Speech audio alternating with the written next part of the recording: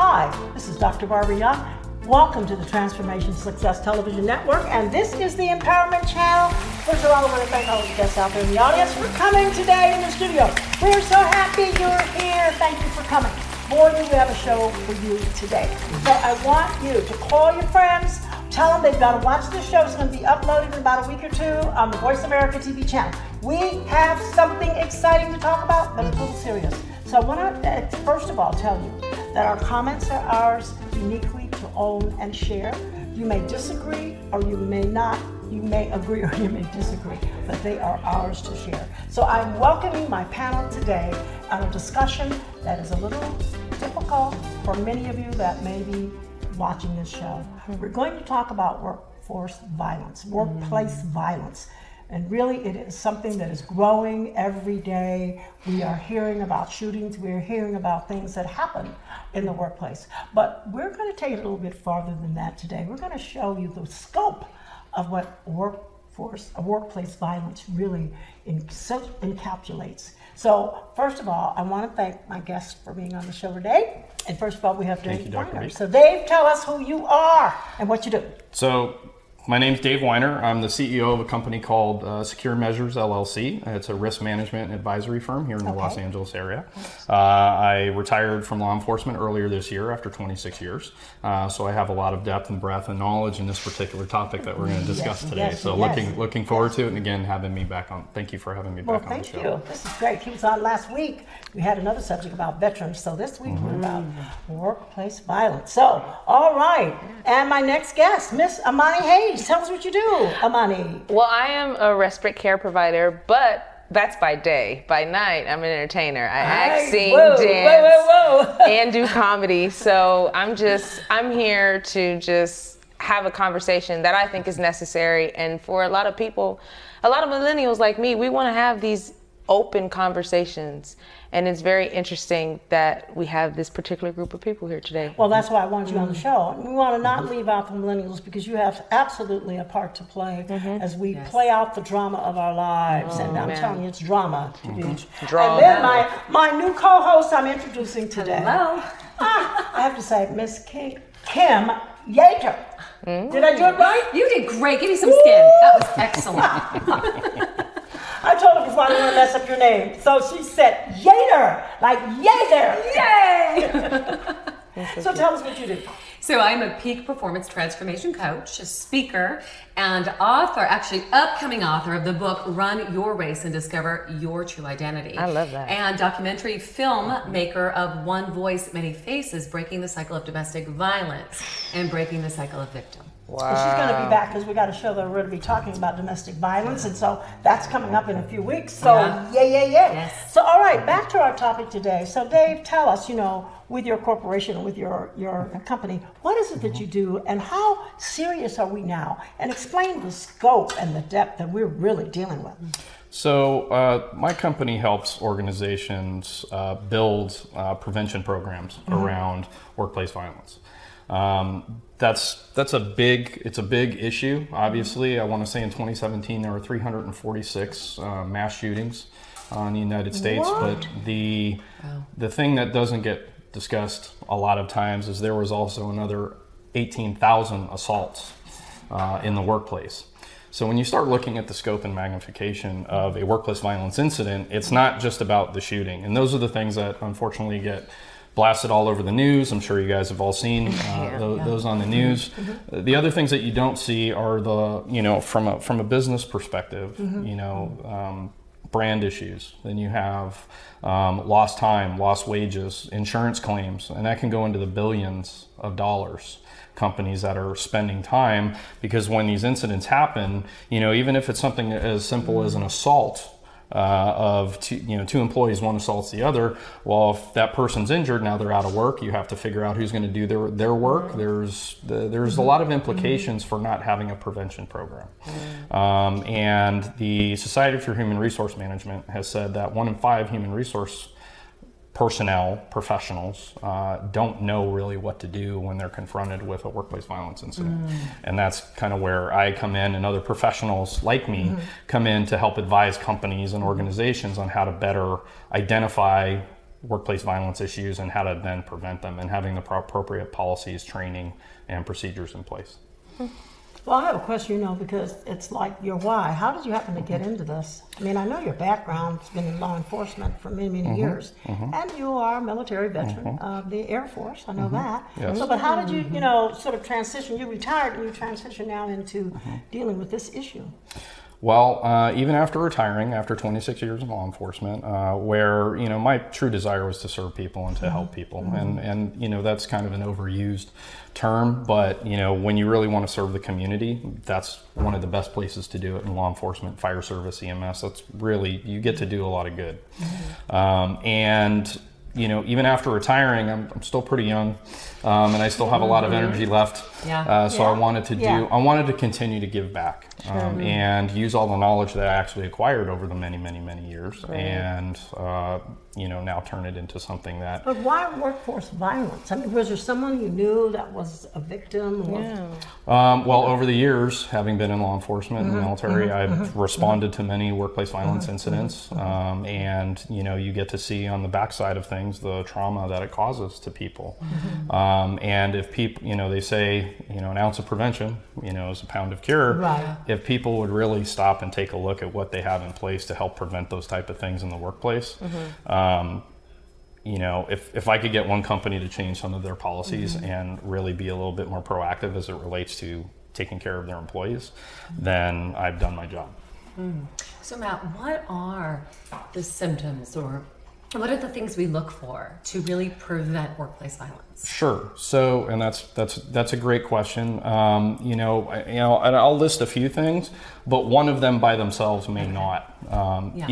If you have an employee who's a really good employee, let's say, in some places we have really good employees, in some places we have really bad employees, right? But if you have a really good employee who all of a sudden starts to have performance issues, and then all of a sudden they're coming to work late, and then you're starting to notice they're dressing differently, they're not their usual self, that could be an indicator that something's going on. Not to say that's an indicator of workplace violence, but that's an indicator to the rest of everybody else to go, something's not right here. And in a lot of cases, it's something's not right here. All of a sudden, an employee who's never had any discipline issues starts having discipline issues, and then all of a sudden starts having a fascination with violent acts on the news, and it's really out of character, out of behavior. And those are very general type of things to look for. But if you start to see things that don't add up with that particular person, coworkers work a lot together, and especially nowadays, and in places like Silicon Valley, where you have open areas where everybody's working together. You're going to be more noticed of things rather than if somebody's always separated by their offices, right? It used to be in the old days. We've also seen a change where it's kind of going back to that now. They're getting away from those open floor plans because they say it doesn't actually let people collaborate anymore. So if I'm in the workplace, right? I'm in my corporate job and I see this behavior with a coworker. What steps do I want to take? Maybe I don't want to ruffle feathers. Maybe I'm wrong. I mean, what would you advise me to do? Well, the first step is there's nothing wrong with reaching out to that person, going, "Hey, is everything okay?" Right? Yeah. That's good. We all talk a lot about caring for your fellow human being, right? Yes. The best way to show that is to go, "Hey, Bob, John, whatever your name is." Showing that compassion, exactly, and saying, "Hey, is there anything I can help you with?" Most workplace violence incidents start with a grievance of some kind. So there's, whether it's against the company or a specific person or something along those lines, every one of these things always starts with some type of a grievance. So if somebody just got disciplined for something they feel was unfair, and now they're angry about it, and now they're storming around the office, maybe that might be a good time. Because a lot of time people with grievances, they just want to be heard. They want their story to be told. And if they don't feel people are listening to them, then that becomes a real challenge. So lending a sympathetic ear to somebody can definitely be helpful. That doesn't mean you agree with anything they're saying, and you don't have to agree with anything they're saying. You just need to show their support, and that can actually help de-escalate somebody's behavior to a degree. But I have a question too that adds to that, because Recently in the news, as we all know, we heard about the incident in Virginia Beach. They could not determine, because he didn't have a grudge, it's that I've learned so far, or why he did what he did, because there were no symptoms, there was no sign that he was angry, and then he committed this assault and killed these people on the job. I'm sure you kind of followed that case. I've followed that case, and I will say that one article that hasn't been widely published, or hasn't been, and again, I'm an avid user of LinkedIn, as many people All are. the LinkedIn people out there. And a colleague had shared with me an article where that gentleman actually was involved in an altercation at least a day or two before. Interesting. With somebody in the workplace. There's always a sign, It's a prompt. There's a misnomer with the term snapped. Nobody just snaps. Right. There's Yeah. always things A leading build-up. up It's to. a build up to that snap. It's definitely, and that's a great way to describe it. There's definitely a build up to a shooting incident or something along those lines. And all along the way, there's indicators. And you can, if you're able to interdict or disrupt during all those indicators, there's a good chance that you're able to deter another workplace violence incident or another shooting. That is so good. Wow. Some years ago, I know I participated I worked in a corporate setting, and I participated when this first became an issue. We had workplace violence workshops and seminars in terms of telling you what you needed to do. Are those still being taken, seriously? And Yeah. Absolutely. are they still being conducted? Yes. There are, and I've seen podcasts and I've seen webinars and things that are being put out. I do training of that nature. People tend to focus on the active shooter portion of things a lot. Like everybody wants active shooter training, and that's great. But we really need to start focusing more on prevention and assessing threats and understanding what the prevention angle of it. And that's really what I focus on. If you're focusing on active shooter training, that's great. And you should know what to do. If somebody comes into your workplace with a gun, I'm not discounting that. But a lot of things have failed along the way. And if now that's occurred. So focusing on the prevention efforts and giving people tools.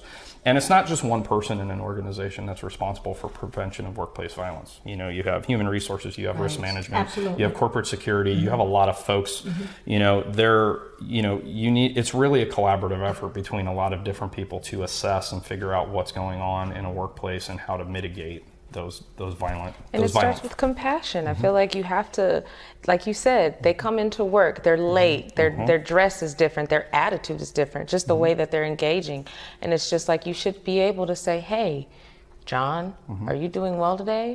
What's going on? For the past couple of weeks, you haven't really been doing your best work. I just want to know if you're okay. And it goes back to that grievance situation. But there's another point I'm bringing up too, and I'm being the advocate, because today we're operating in such silos that even it transcends to the workplace, because even in our neighborhoods and communities, we don't even know our neighbors. That's Things could good. be happening. The man's beating his wife, and you're not going to You go didn't over it even because you know. don't want to interfere, or you don't want to, get involved.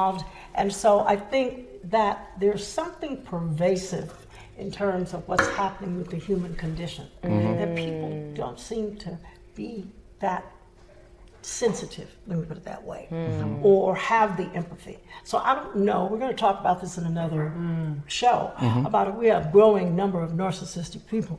Oh, honey, that's a tea that sipper. just don't care. They don't have the empathy. Yeah. So I just kind of threw that out there, because I know in a lot of the corporate situations they have the cubicles, and people are in their little cubicles. Little cute. They're in And, their they, own world. and they're in their own Yeah. world. And I just heard statistically from a person who talked to us in the green room about how the millennials have their earbuds Or and earpods.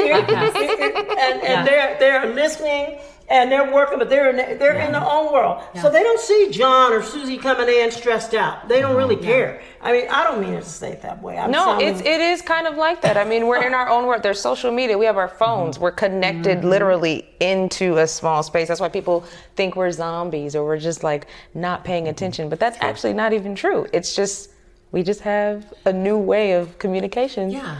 And it's just a new way to look at things. And there's a major disconnection occurring. Oh, absolutely. So with all the technology, and that's a whole other subject. That's another That is- 4-hour conversation. People aren't connected anymore. There's no more authenticity and relationships. And so in the workplace, with what you do, are you educating and empowering the human resources, the leaders that be, how to create that space where people can talk about what's really going on? The safe space. The safe space, and create relationship, create connectedness. So in some places I've worked, and to kind of finish up this last part of the conversation, is, in some cases not noticing people is one thing, but then you have a different demographic of people who are like, I don't want to get involved. I don't know what's going on over here.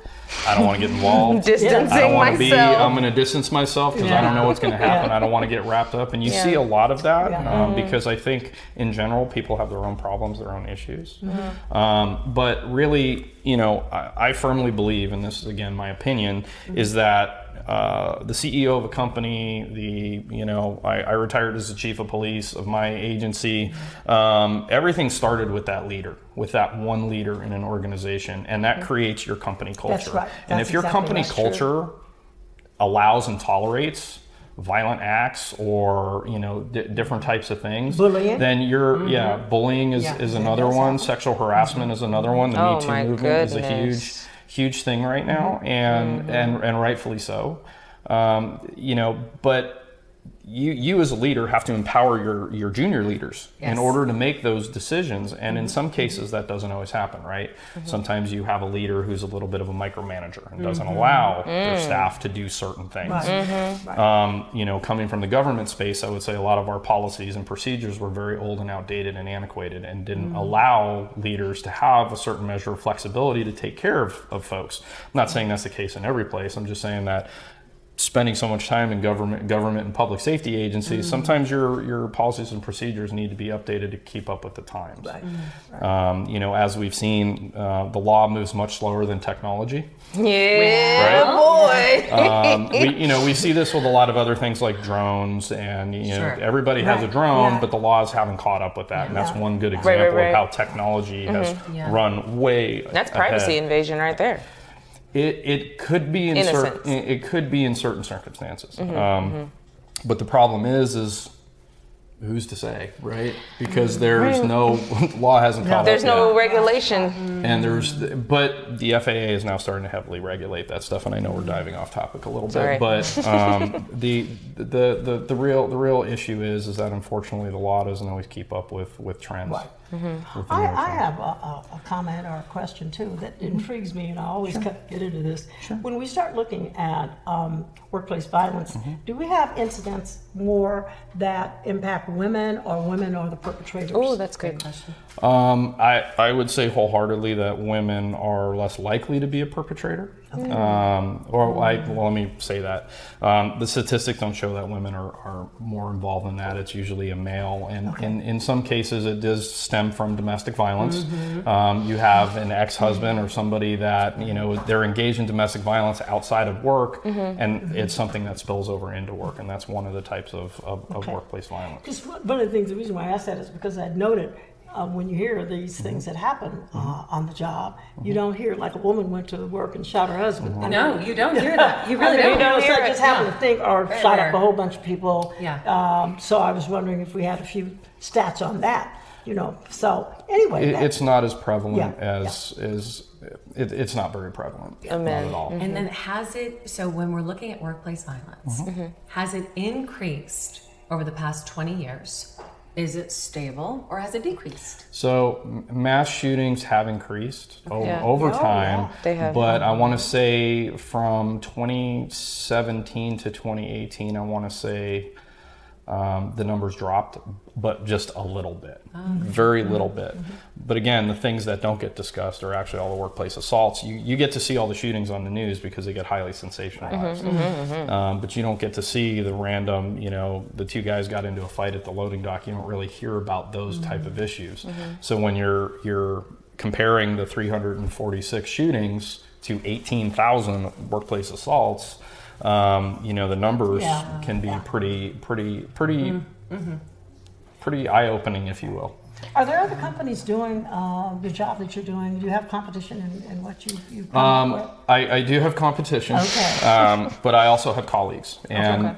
I think there's a trend now that all of the folks that are engaged in threat management and workplace violence prevention and those things, we're really all trying to send the same Seems like message. you should be collaborating. And in some cases we do. Yeah. I do have other organizations that I work, or other companies specifically that I work with that specialize in similar offerings. We do different in some areas, and that's where we partner up and help each other move things along, because the reality is not enough organizations are taking the appropriate steps to keep their workplace safe. And what do you hear time and time again from corporate America? Employees are our most important resource, Yeah. right? Is that really true? No. That brings up another question too. I knew it would.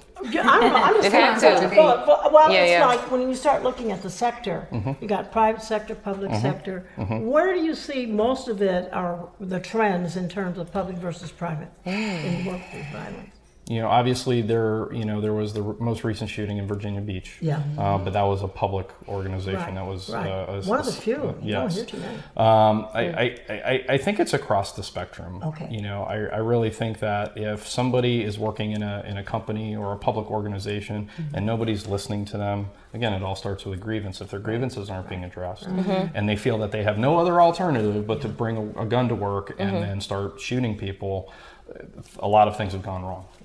Well, I'm really wanting to applaud you for your company and what you're Yes. doing, and I hope that your listeners out there are taking heed to what Dave is saying, because there is a growing incidence in this, and even in schools. And I'm going to have a gentleman on the show. We're going to talk about school safety, because I knew he has things that you can do that children can do. Of course. And so one of the things too.